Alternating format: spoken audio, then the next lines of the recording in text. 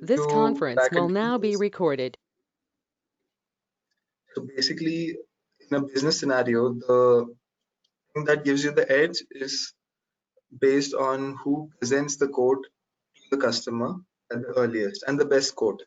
And another thing that CPQ helps you in is to make sure that there are no mistakes, there are no business rules broken while the sales rep presents the quote to the customer. So these are the two important things that happen. So when I say not breaking any business rule, that means, for example, if suppose the customer goes to the sales representative and he says that okay, I want certain products and I want to buy these products. So the sales rep has to remember so many things. For example, he has to make sure that okay, the product goes to the customer, he gets the right product, and he also gets the right set of sub products that should be sold along with the main product, and so many different scenarios that comes into the picture.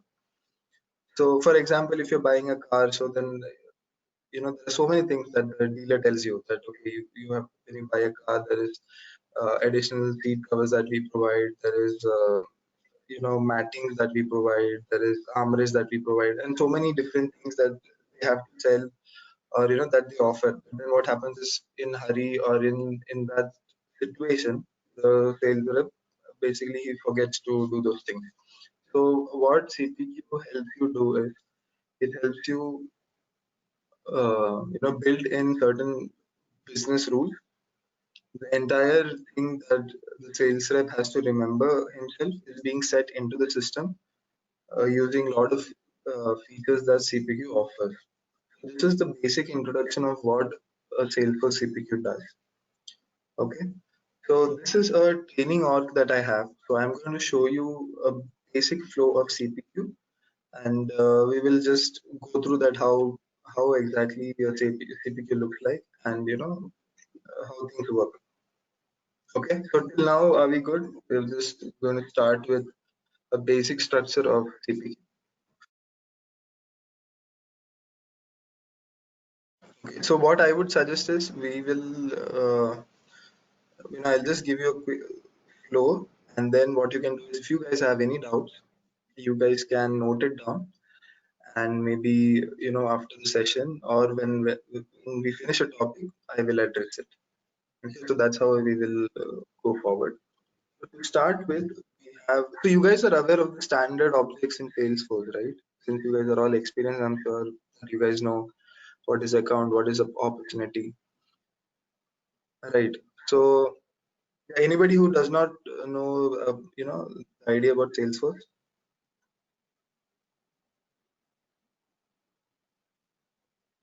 Okay, so I'm assuming that everybody knows the standard objects. So if you see, we have account, we have opportunity, and we have codes. So codes is something the whole CPQ is all, that's why we are using CPQ to make sure that we get the best code at the best time. That is a whole idea about using CPQ. Start off with, I can go to an account. This is my standard object account, as you all guys know. Uh, 1 second. See, CPQ instance, like we must install a manager package. By that, we'll be getting Yes, all this customer price, right? correct. So you have to install a managed package. Also, you can get a training org from the tailhead. Okay. Okay. Okay, so this is a training org that I have that I use for my demos. So this has a Okay. few sample records which I'm using to demo just the basic structure, just an introduction of what CPQ is. Okay. But by installing a manager package, we'll be getting additional objects, and everything will be same as usual, right? Correct. So basically, if you have a Salesforce org, you are familiar with accounts, you are familiar with opportunities, but you might not be Okay. familiar with codes, you might not be familiar with product rules and price rules, and various other objects which are new. These things come from the Salesforce CPQ managed package. Okay. Okay. And one thing is that we have a different CPQs like Aptus CPQ, Salesforce CPQ, or Oracle CPQ. Which one is widely Correct. used in the market? Which one is widely used? Yeah, so I have seen projects extensively using Salesforce CPQ only. Okay. Reason being, it is Salesforce's own product, and the reason customers usually prefer this product is because of the support they get from Salesforce. And Okay. initially, Aptus was a really good product in the market, but then where they lacked was the support. The Aptus support, wherever there is an issue with the product, it takes a lot of time to respond and all those things. But then when it is Salesforce CPQ, Salesforce completely takes care of it. And whenever there is any issues, any blockers, any business blockers, Salesforce gives their support in getting this done. Okay. Okay. Okay. Any other questions? No, if I have, I will be asking. Yeah. Yeah, yeah, sure, sure. Okay.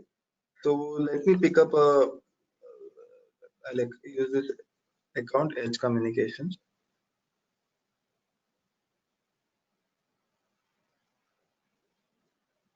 Okay. So basically, the whole process starts from a yeah starts from an account. So I will first create a new opportunity.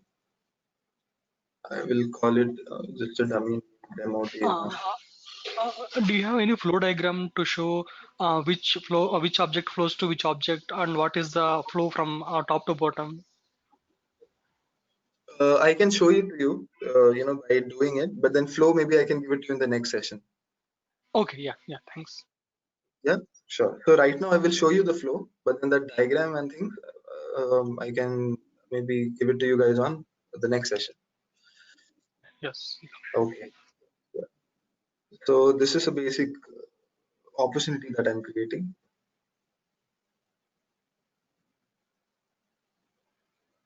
So I have my opportunity created.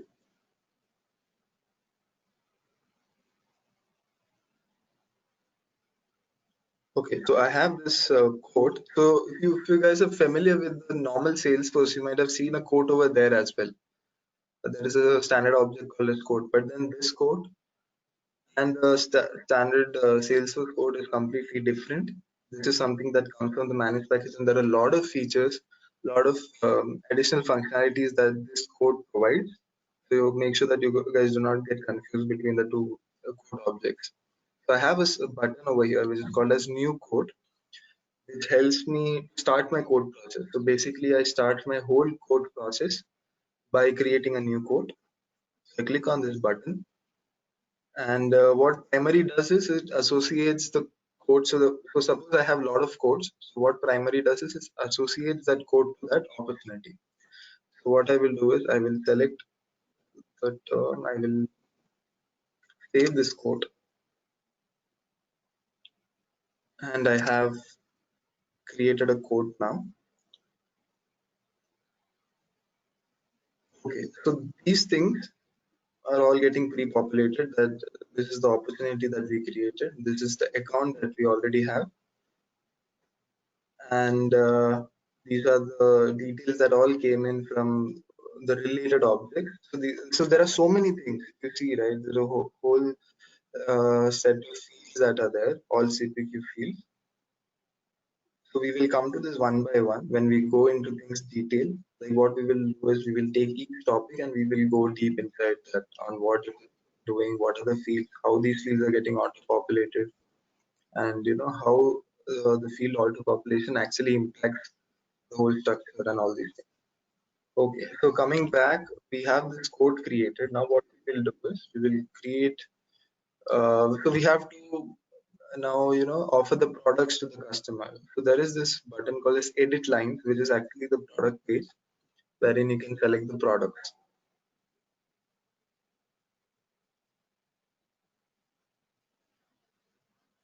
So this is a price book wherein, so basically all the products has prices, and these prices are stored in a price book object. So we have a price book entry, which is a standard entry called as standard price book. Okay, I save this. I go to add product,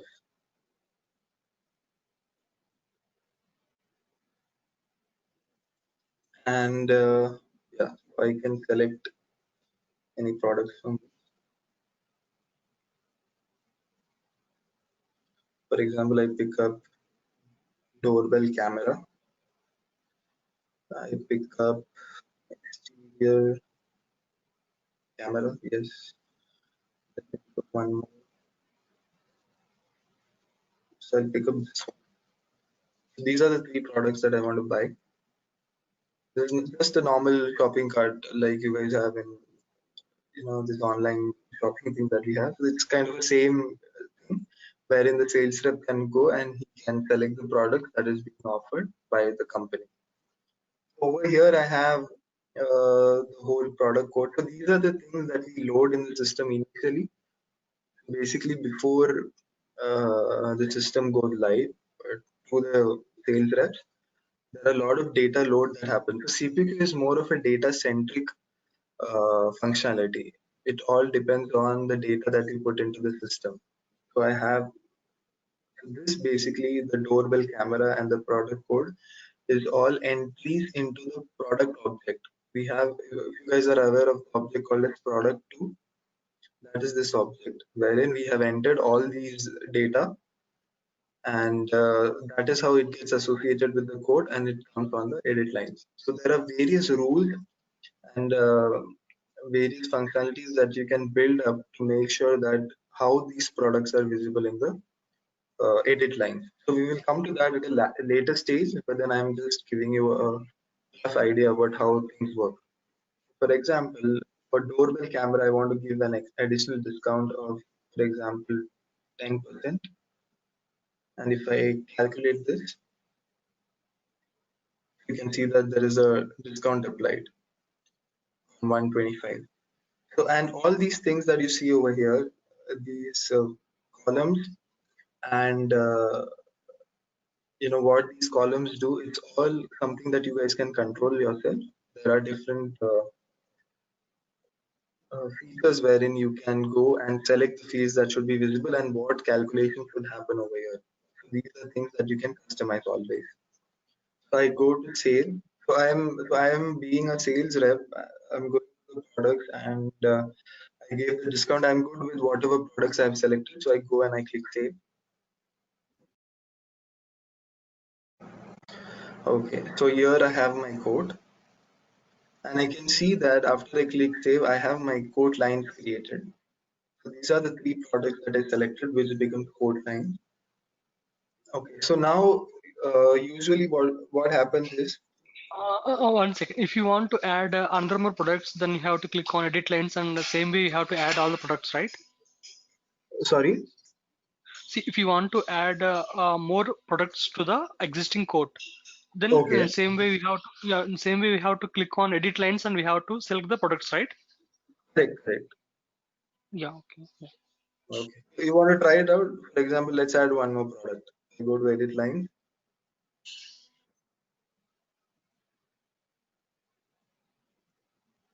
and I go to add products.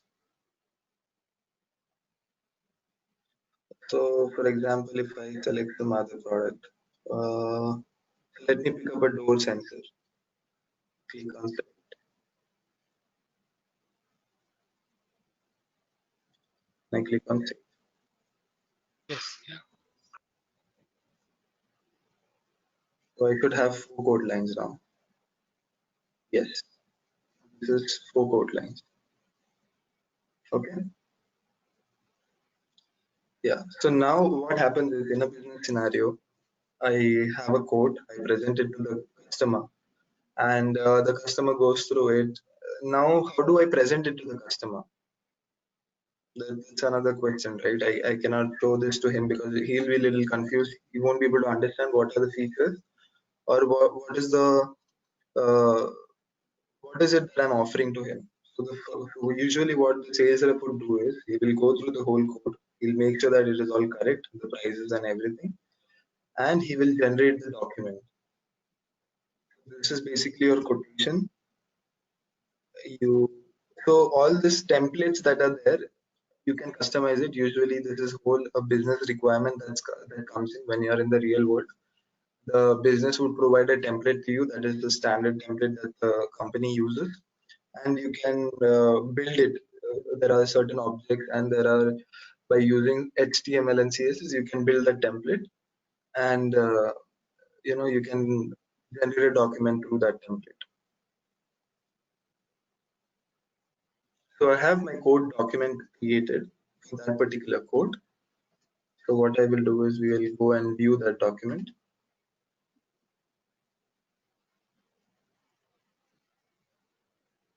Here you go. So this is a standard template that is being created. You have all the terms and conditions, and this is signatures and everything. So usually what the company do is they will implement something for an e-signature, something. If you guys are ever come across DocuSign, so these things are being implemented here. This is completely based on the business. Sometimes they would want it to be sent to the customer, and then customer can take care of it, whether to e-sign or not. But then usually, and most of the cases, they will have some e-signature functionality implemented. So this is how a document looks, and this is a standard document. It can look like anything based on the business requirement. Okay, so I go back to the code now. Now what has happened is I have sent my code document, the quotation, to the customer. The customer is happy. So now what they will do is they will place an order for all these products. These 4 products that I have, I need to place an order. So what I will do is I have a checkbox called as ordered, which will automatically create an order for me.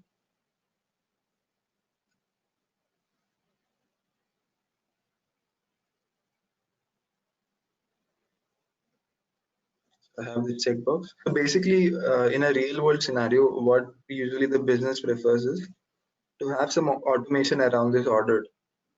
For example, when I send this via email, and then we will track it that email. For example, I send that document and the customer likes it. Maybe we will have some buttons over there like approve or reject. So once the user responds, for example, he approves, we will have some automation in between. We'll have some customization in between.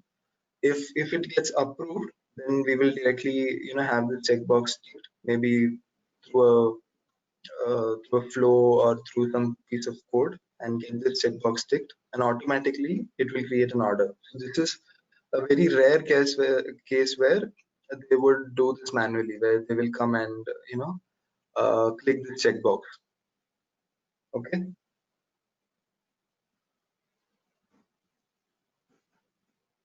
We have an object called assets, right? What is the difference between assets and products? Yeah, so we'll come to that. So basically, asset is something that you already have. For example, asset is tightly coupled to the account. So once I do my order, I create my contract, and the customer has bought these products, it belongs to him. Then it goes to the asset of the account. This is something that the account already owns. Okay, okay, And product is something that the business offers, but it is not tagged to any account yet. Like the customer may buy it, may not buy it. We are not sure. okay. Yeah, thanks. Yeah. Okay. So I will click on save.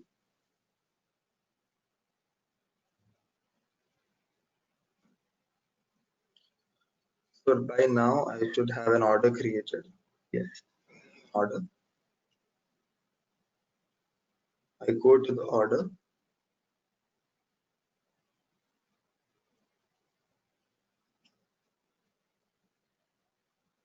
Okay. So what I will do is, okay, we'll verify the order first. If the address is correct, and all the details in the order are correct, and then I will activate it.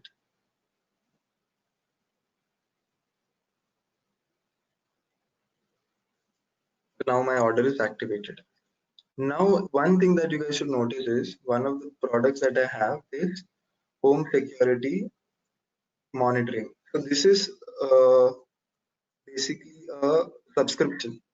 You see, subscription. So what happens is you usually generate a contract for this. So to generate a contract, we will go to contracted. So this is also something same as ordered, which usually people prefer to have it as customized and automated.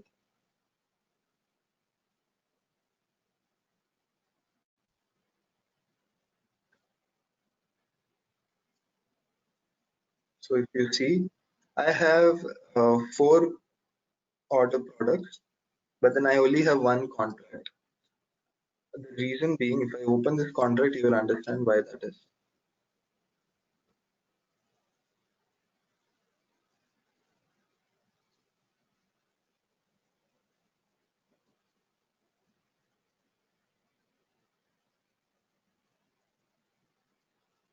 So this whole contract that I have is, for example, you can see that the contract start date, the contract end date, and this is the 12 months. So basically, what happens is I've created a contract basically to uh, track a particular product. For example, I have a product for 1 year.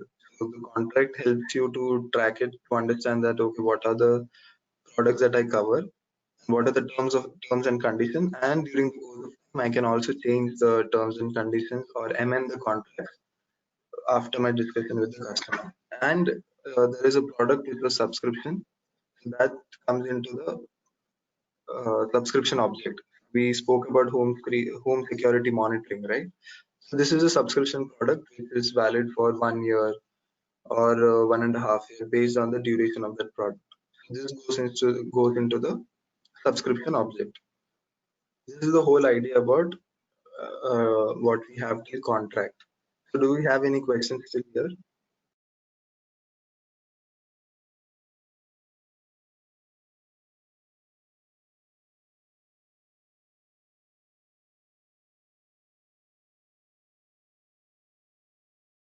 Okay, so I am assuming that is a no. Coming back, so this is the whole structure. This is the last phase of it. I have created a contract. That's it. So now when I come back to my account,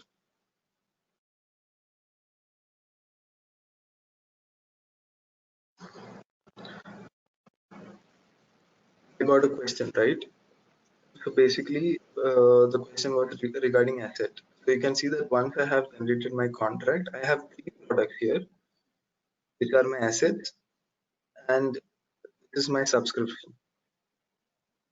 So the assets are the products that will stay with the customer forever, and subscription is something that is there for a period of time.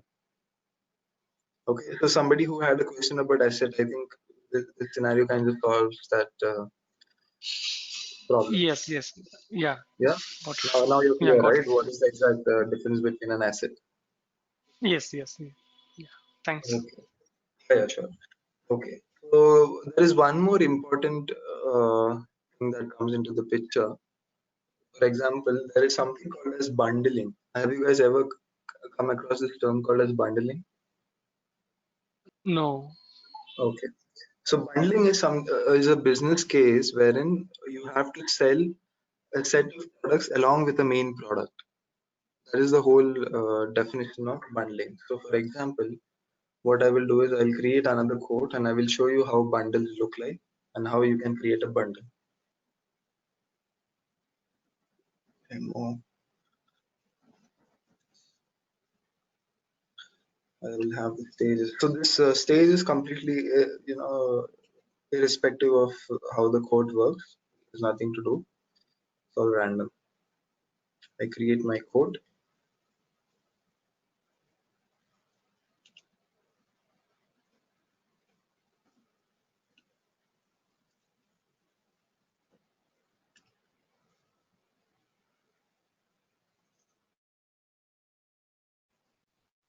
I go to edit line,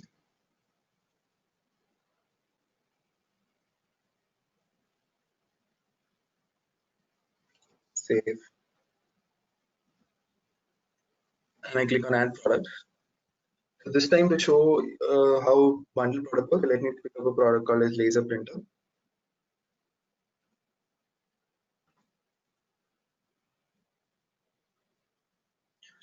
So when I clicked on laser printer, you guys can see that there are these products that came up under laser printer. So this is basically bundling. So what exactly bundling does is it will make sure that there are set of products that is available with that main product. So laser printer being my main product, and these printer toner, printer paper tray, printer high capacity tray, and printer, paper, letter. So these are the options that I have. Out of this, if you see closely, I cannot remove this one. So printer toner is a compulsory product that I have to buy with my laser printer. I have an option to select or deselect the paper tray. These two were automatically selected if you guys noticed, and this has a quantity of 5. And I have a printer high capacity tray which is optional. So if I want, I can buy it. If not, I don't have to buy it.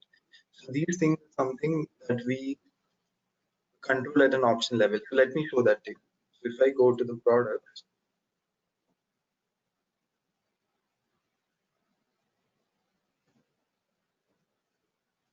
I will show you how exactly this bundling is done. So I will. So this is the product to object that we have. This is a standard Salesforce object, and all the configuration related to the products is being done in this object itself. Once you install the managed package, it will give you this whole set of features under the product. So now I have opened my laser printer. This is the main product.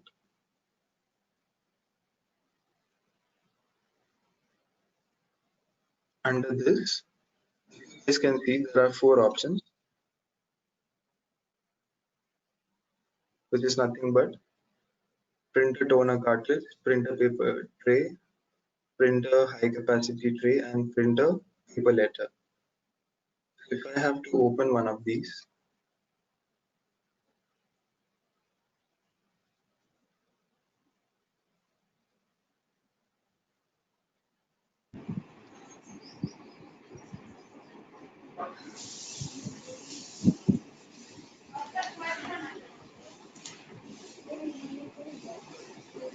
present,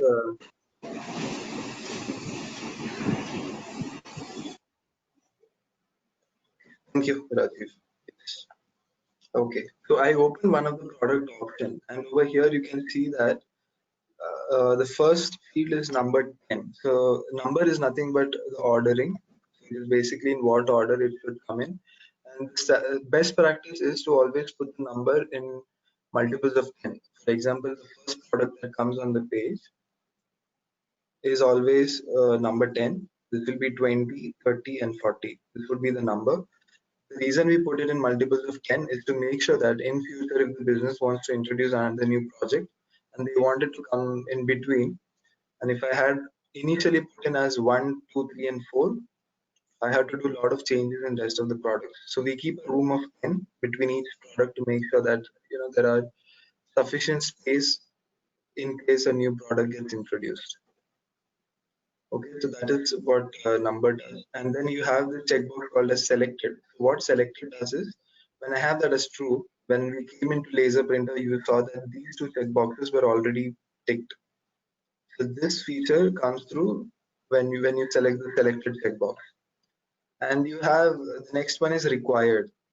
So this is basically this checkbox. The first one, you can see that I cannot do anything. I'm trying to click it, but I cannot unselect it because it's a required product.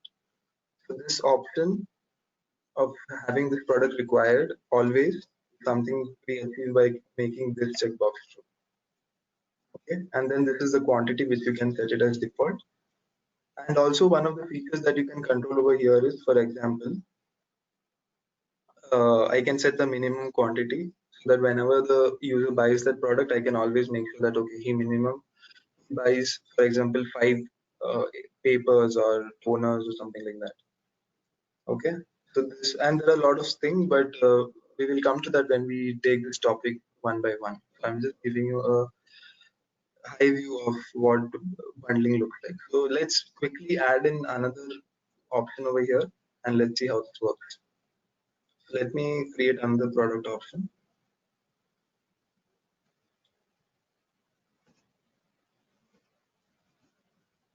So I will clone this one, and this time I'm going to change the product and let's pick up something called as A4 size paper. Yeah,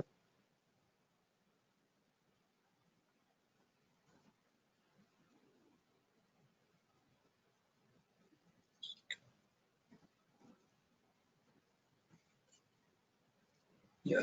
Printer A4 is something that we have.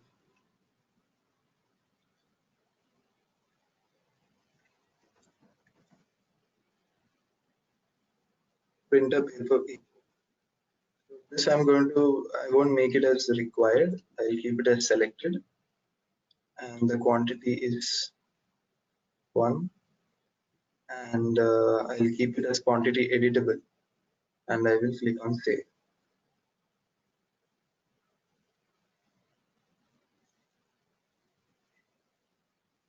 Now when I go back and I click on laser printer, I should have, instead of 4, I should have 5 now. You can see there is printer paper A4. This is the new one that we added. Okay, so this is basically the whole idea about bundling, is to make sure that whenever I have a product, I sell associated products along with it, and to make sure that the sales representative does not forget it. Okay, so when I click on save,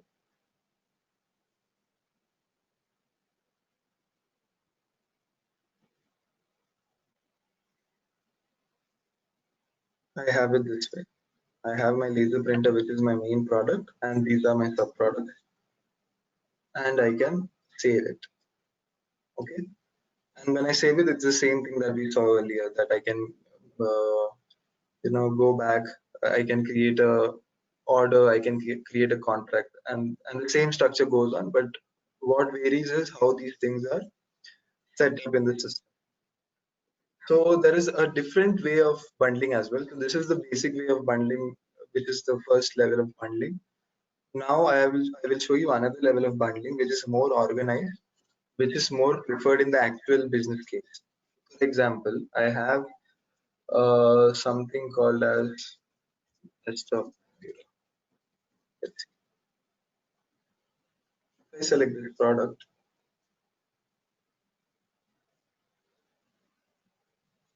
you see that there is all these things are there.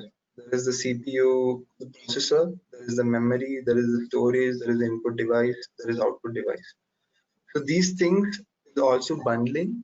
But if you guys see, this is more organized, this is more structured and easy for anybody to understand. The only difference between the previous bundling that we saw and this bundling that we see is that there is a another functionality that is implemented over here, which is called as features. Basically, features is nothing but a category categorizing the product under a bundle. So my processor is a feature, my memory is a feature, my storage is a feature, my input devices is a feature, and my output devices is a feature. If I go to the desktop computer product,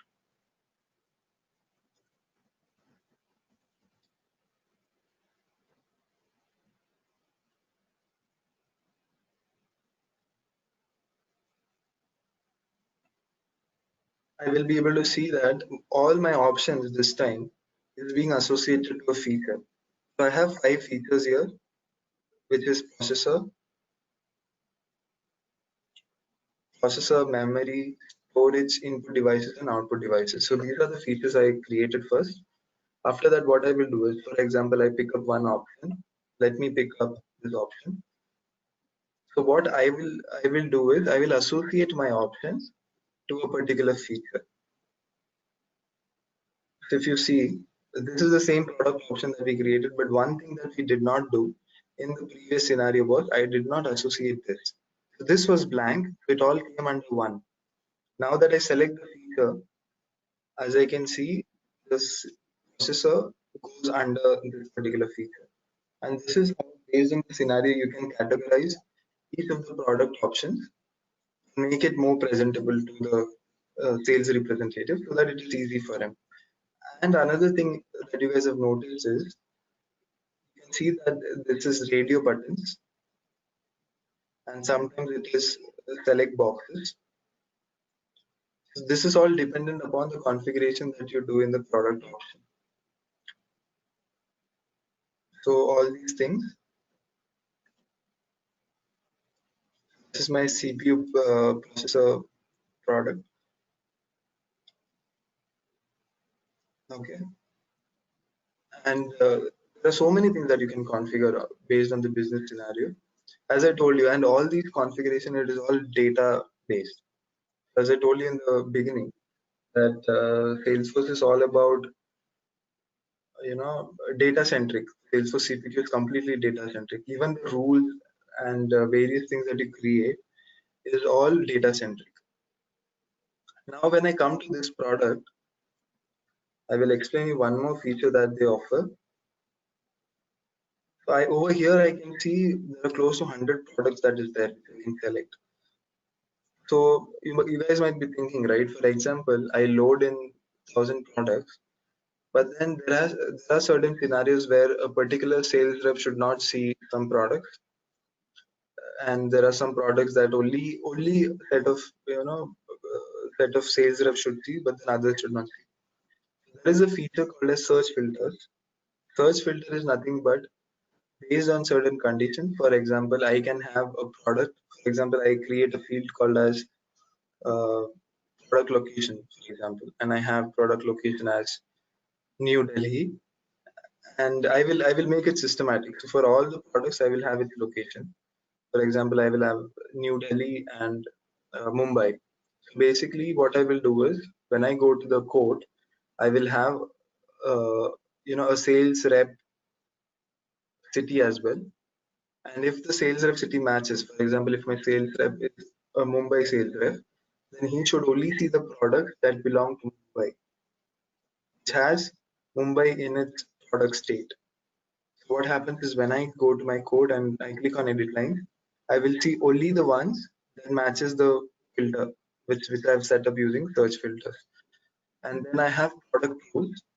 Product rules is something that I use. For example, I want in one of the scenarios. Let me pick up another product.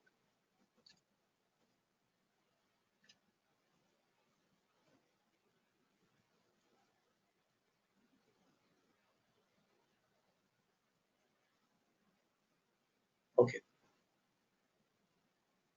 So RFID FOB is one of the product inside this uh, security console. I want to. There is a business scenario where they want to give a alert message to the customer that okay, this RFID FOB one is not enough.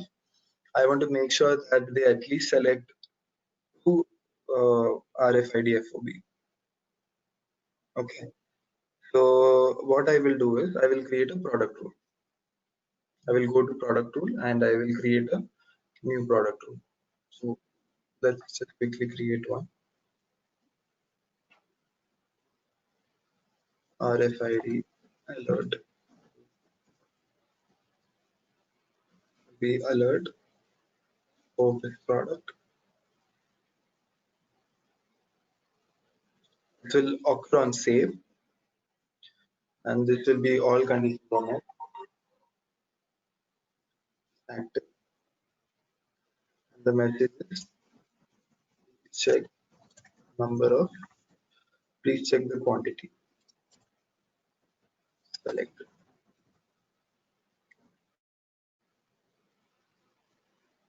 So this is the first step. I create a product rule.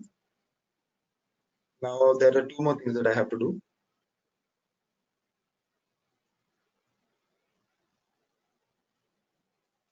So I will create error conditions. My error condition is product option, where product code equals a value, and the value is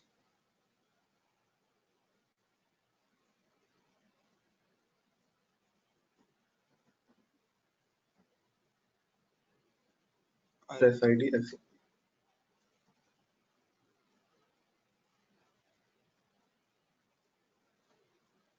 Click on save and I click on new.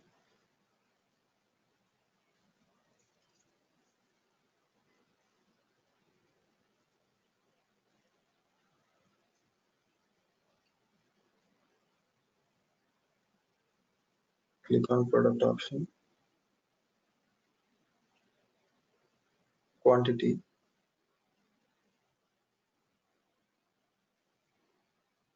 For example, I'll put it as less than,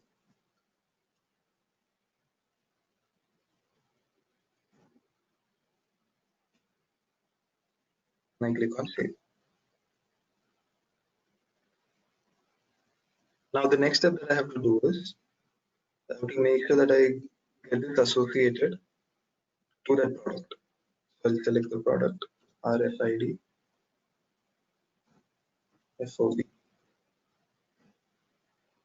make this active. That's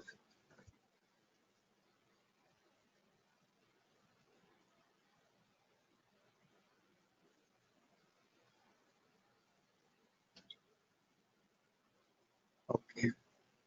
So now when I go to a quote,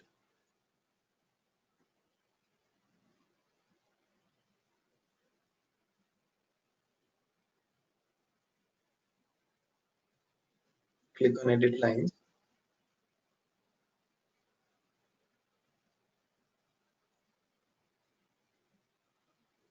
and I click on add products. I will select the same product.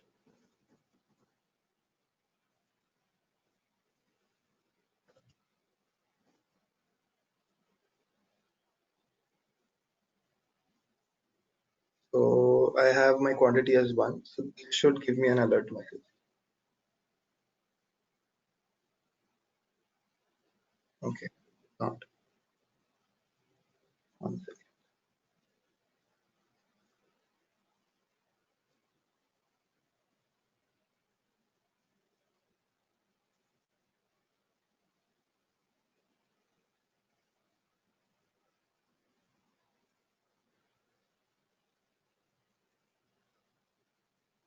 Okay, I think it has something to do with the configuration that is not done. Okay, we'll, yeah, we can take that up next time.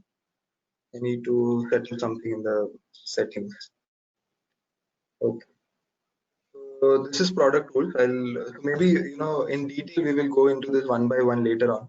So I just gave you an idea about search filters. I give you an idea about product rules, and there is one more thing which is called as price rules. So price rules is basically uh, what I want to do is, for example, I select a product. I can see that my firewall is of price 2400. But then based on some scenario, for example, based on the sales rep, for example, if sales rep is eligible for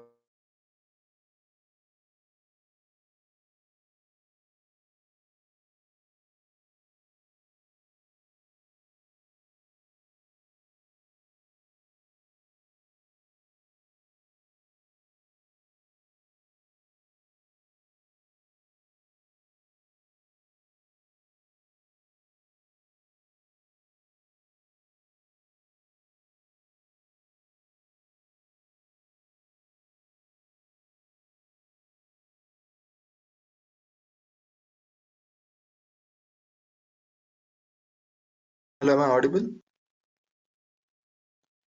Audible. Yeah. Okay, cool. Yeah, so for example, if my sales rep selects firewall and there is 2400 as price, there are certain rules that I want to set up that, for example, if it is one particular sales rep belonging to one of the locations, I want to make sure that he has to pay less amount. So he sees less amount. Basically, he just sees $2,000 and not $2,400. So these kind of rules, business rules, are set using price rules, which is specific to prices. If we have to show something related to products, then we set up the product rules. And if there is something that we have to set up to make sure that you see the right set of products, then we use the search filters. So this is just the overall idea of how Salesforce CPQ works. And what we will do is, in the next sessions, we will take one topic at a time. So for example, maybe we can go deep into bundling, how bundling works, and what are the different scenarios that come under bundling. And then maybe we can go to product rules. I'll do the settings and everything so that next time, maybe in the third session, we can see the different kind of product rules that comes under a business scenario. And then maybe we can go to search filters, price rules, and like that we'll take one topic at a time and we will deep dive into all these topics. So to conclude, is there any questions on things that we have covered today?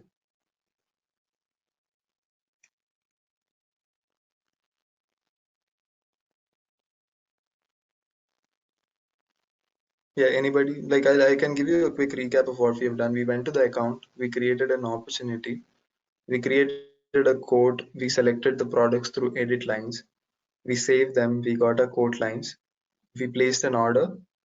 No, before that, we generated a document. We saw how a document gets generated. We placed an order. We generated a contract. And then when we came back, we saw that, okay, there are a few products that got associated as assets and there were some subscriptions. And then we went to bundling. We saw how a basic bundling looks like. Then we saw how a feature-based bundling looks like. And then I explained to you about what a product rule is, what a search filter is, and what a price rule is. And yeah, maybe in the next sessions, we will take one of these topics in detail and we will try it out. So any How many questions, sessions? anything that you guys want to ask? Yeah, how many sessions will be taken to complete this course? So this would be, I think 10 sessions should be enough to, give you a basic idea of anything. And then maybe, in 10 sessions, you should be able to uh, handle the business cases based on the requirement that your client gives. Okay. Yeah. So you will get a rough idea of what needs to be done. So at least after 10 sessions, you will know that, okay, what is that I have to create? After seeing a requirement, you will understand, okay, should I create a product rule? Should I create a price rule? And under product rule, what kind of a rule should I create? These things you will get an idea. But CPQ is very vast. There are so many things. So to get a complete grip, it will take a lot of sessions. But then after 10 sessions, I can guarantee that you guys will at least be able to see the requirement and at least start working on your requirements. So, just one question. From pricing part, you have not covered much, like uh, price rule set, what you told, but Correct. yeah. Yeah, so So, I have correct. So I have not taken up any topic in detail right now. Right now I've only shown the CPQ flow and what are the main things that CPQ offers. But then what I want to do is after in the future sessions, I will take only one topic in one session and I will cover it completely. For example, product rule is a vast topic, so I might need 2 sessions. Price rule is a vast topic, so I might need 1.5 sessions. Search filter is something I can finish it off in one session. So that way we will deep dive. Right now, I'm just giving a complete idea of how Salesforce and Salesforce CPQ works. so do you think this 10 session will be sufficient for Salesforce CPQ certification? No, 10 sessions is not enough for a certification. For certification, you need a lot more sessions. By 10 sessions, what I'm saying is you will at least have an idea of how Salesforce CPQ works, and you can start working on any new requirements that come your way. That you'll understand how to tackle it. Should I tackle it using a product tool, or is it something that CPQ offers or not? These are the things you will get an idea. But then for certification, I have a Salesforce CPQ specialist certification, and it takes a lot of effort to study for that. Like after the sessions also you have to put in your efforts. Like for example, if we have a 1 month session, after that you need your own self study before you give that certification. So, study means from trailheads. No, not trailers, because trailers also gives you a very basic picture of how this thing works, but then it would more be your own efforts to go through each and everything. And if you see, there are articles available online from Salesforce itself, Salesforce CPQ. So you have to go through each and every article and you have to study them if you have to give the certification. Because doing something, for example, if I have to create a product rule, I have things picturized back of my mind. I can just go and do it. But in exams, one of the scenario I can say is that there are all business-based scenarios, and you have to be very clear about the details that CPQ offers. You might think that, okay, it is something that I have to create a product rule for, but then there are additional settings that Salesforce offers wherein you can just get that done using a button click or a checkbox being true. So these things in detail is something you get to know after studying a lot. But then yeah, after a month session, you should have, I would say, 70% grip on it, and 30% is your additional effort that you put in by yourself, and then you should be easily able to clear that exam. Okay. Okay, thank you. Yeah, sure, Rajiv. Any other questions, Lakshmi or Venu, or yeah? Actually, what's the total duration of the course? It's 10 session or I'm not getting that actually. So the duration, 10 session that I told,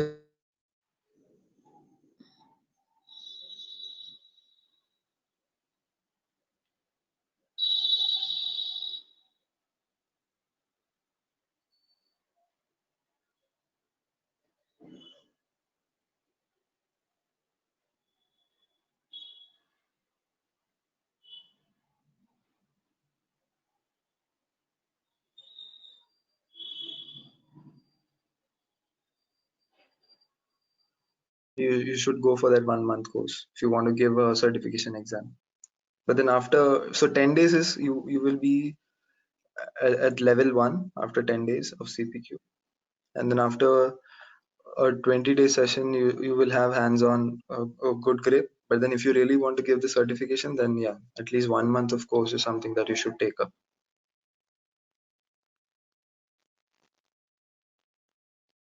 Okay. So is there any certification oriented kind of course where we will, after the course, we could be able to write the exam? Yeah, definitely. So this 1 month is 1 month course is something which you can take up for Salesforce certification, but then that is completely independent. Like it is all dependent on your efforts. But then, as I told, 70% of what comes in the exam will be you will get an idea after attending that session, and then 30% is your own Salesforce study that you do. Whatever articles Salesforce offers, you have to study them, and there are practice papers that Salesforce offers, so you try it out, and those kind of things. So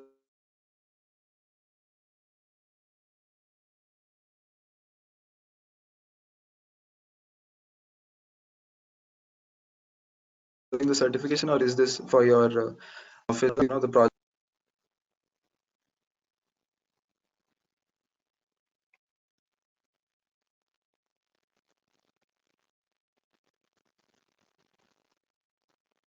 Hello, can you guys hear me? Yeah. Right now it is audible. Yeah. Okay. No, it was breaking actually. I could not hear what you asked. Yeah, so what I meant is, if you guys are looking for a certification, or is it for your office projects that you guys are working on, like in your company? So what exactly is the purpose that you're looking for? Okay, for me, I was looking for a certification actually, Salesforce CPQ certification. Okay. My Okay. project What about is others? not. Like internal project. Project, right? Okay. So for Yeah. project guys, I would say, uh, you know, it should be a 20-day thing. But then for certification, 30 days is where I can cover all the topics that Salesforce CPQ offers. But you need your own input as well. So that is one thing I'm stressing on, that just after attending the session, you cannot just go and sit for the exam. You have to do your own preparation as well.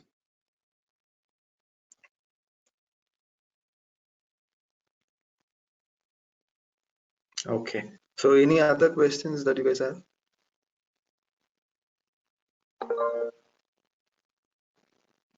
Can you along with the sessions, can you explain real-time scenarios what would be how would be the requirements, how to proceed for that solution like that?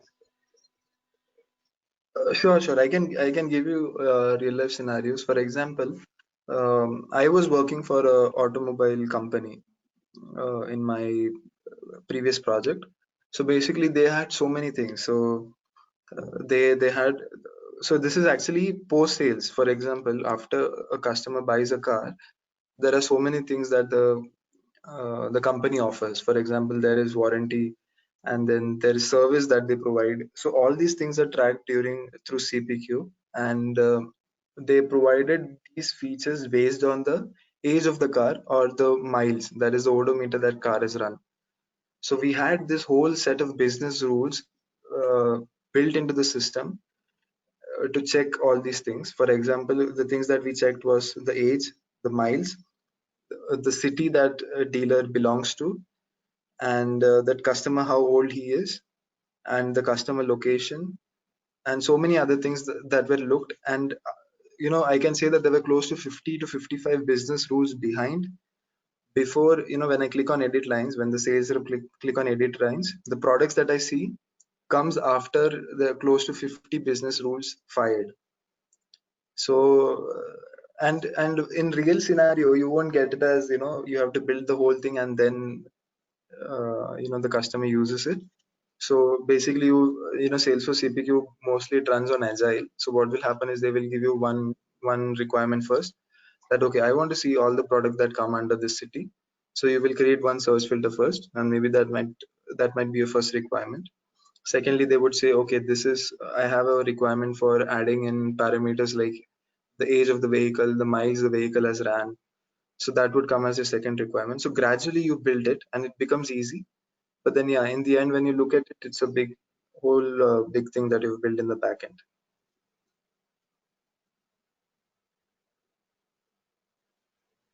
Every product-based companies use this CPQ, or only particular sector companies use this? No, so this is basically the people who deal with sales a lot. So basically in India, you won't find all these clients that are abroad are switching to CPQ. You can see a lot of companies, a lot of big Fortune companies which are sales centric moving into sales for CPQ. Because if you see, just forget about the whole computer science part of it. This is actually giving you a quote in no time. Just imagine, right? Even if whenever you bought a car or whenever you bought some product, you can see how much time that sales rep takes to give you the quotation. You go to him, you say that, okay, I want this, and he will say that, okay, sir, I will call you back in 1 day. I will call you back in 1.5 days, and then you call him and then you follow up. But over here, what happens is, okay, I go to the sales rep, I say that, okay, this is the product that I already have. Can you tell me what is the additional things that I can get? He logs into the system, he creates a quote, he clicks on edit lines. Exactly based on that customer, he sees the right set of products and he selects it, and in not more than 10 minutes he can create a quotation. So you see how much it impacts the business on getting a quotation on time to the customer. So this is a huge thing for us. This is another product that we all might be working on, but then at a business level, this is a really impressive product to get any client on board.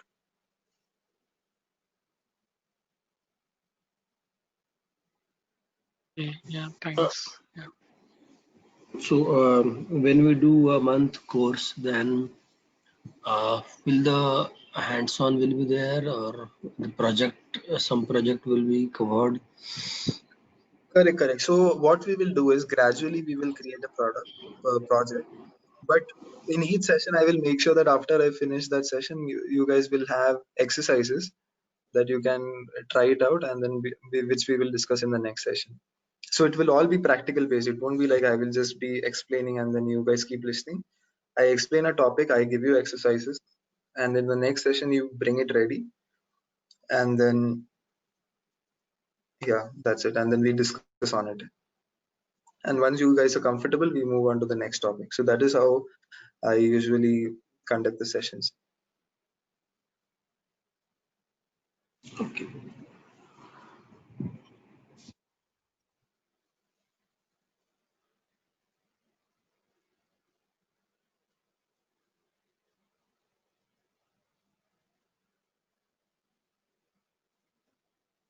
Okay. Are there any other questions, or we're good to close today's session?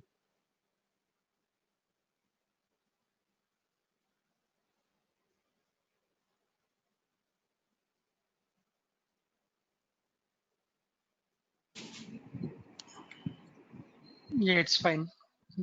Okay. Okay, then yeah. Thank you, guys. We'll catch up in the next session, wherein we will start looking into bundles next. So bundle is a very huge topic, and it is a very important topic. And I will explain you a couple of scenarios that comes under business. And then after that session, I will give you the exercises which you guys can try it out so that you have a good grip on that topic. Okay. So One. Yeah, go ahead. Go ahead. Yeah, tell. Yeah. when will be the next session? So we will let you know based on the days. I'll let you know. We will get an email. It will be next week. Okay.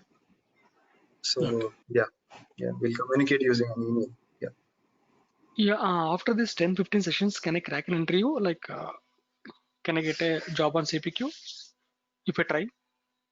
Yeah, sure. It depends upon your hard work also. Like if you're very sincere and you do all the exercises on time, interview shouldn't be a big thing. You should be able to crack an interview after 15 to 20 sessions. Yes, Okay. Yeah. Thanks. Yeah. because you will have hands-on experience also, right? With all the exercise that I give you. So Yeah. in market, even the candidates that I come across, we always look for candidates who have actually done something on CPQ. Can act, there are people who come in after reading some articles and they know the things, but then if I, in interviews, if you see in Salesforce CPQ interviews, they will give you scenario based questions. Like they will tell you that, okay, I want to set up a rule so that the person cannot select more than 2 quantities. So then you should quickly be able to answer that, okay, I will create a product rule. I will put in a validation that it should not, the product quantity should not exceed more than 2. So all these things you Okay. will get a complete grip after 15-20 sessions. You should be able to crack a session, an Okay. interview. Okay. Interview. Okay. Yeah. Yeah. Thanks. Yeah. Sure.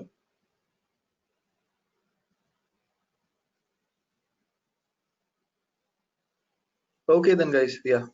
Thanks a lot. Thanks for attending. We'll catch up in the next session then. Thank you. Bye. Yeah. Thank you all. Bye. Thank you.